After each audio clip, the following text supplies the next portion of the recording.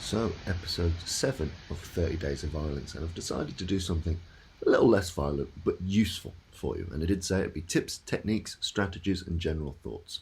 And the first thing you should do is get yourself on the App Store and download CitizenAid. So, CitizenAid was made in partnership with St John's Ambulance and the British Armed Forces and a number of different partners. And essentially, what it is, it's a quick, easy, and free app to help you understand what to do in emergencies. And it's got great utility as that tool.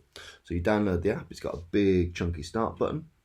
And as you can see, it breaks down a number of scenarios. So, knife attacker, active shooter, vehicle attack, explosion, suspicious item, treatment and first aid, acid burns, general burns, and so on. So you've got a number of regularly recurring acts of violence on here and what to do. So let's say we click suspicious item, for example.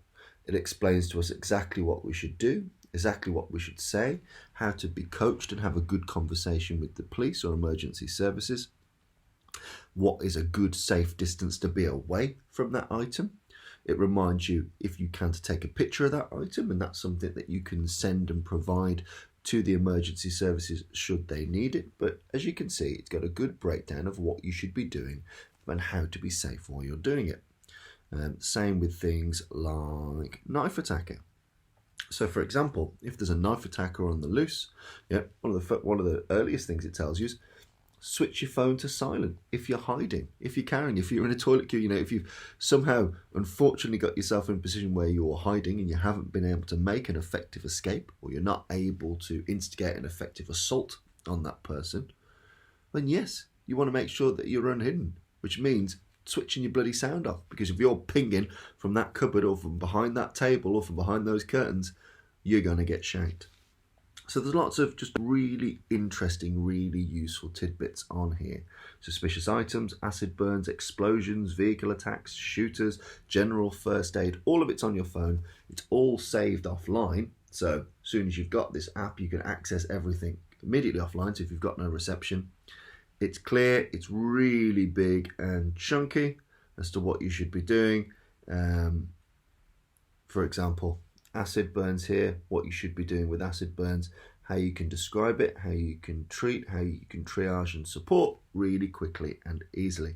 So my first bit of advice is download the app, play with it. You might not ever use it in an emergency, but as a learning tool, as something, if you've got 30 seconds a day to swat up on what you should be doing in commonly recurring emergencies, it's phenomenal. It's great to put on your kids' phones, your wife's phones, your friend's phone. Doesn't chew much data. It's absolutely free. Everything's big, chunky, bold. Anyone can understand it. It's written in really clear English and it's got diagrams. So CitizenAid, get it downloaded, keep yourself safe. It's a little bit different for one of the 30 Days of Violence, but absolutely I think it's a brilliant tool. If you're a martial arts instructor, it's great to make that one of your classes. Let's look at some of these scenarios and what you could be doing.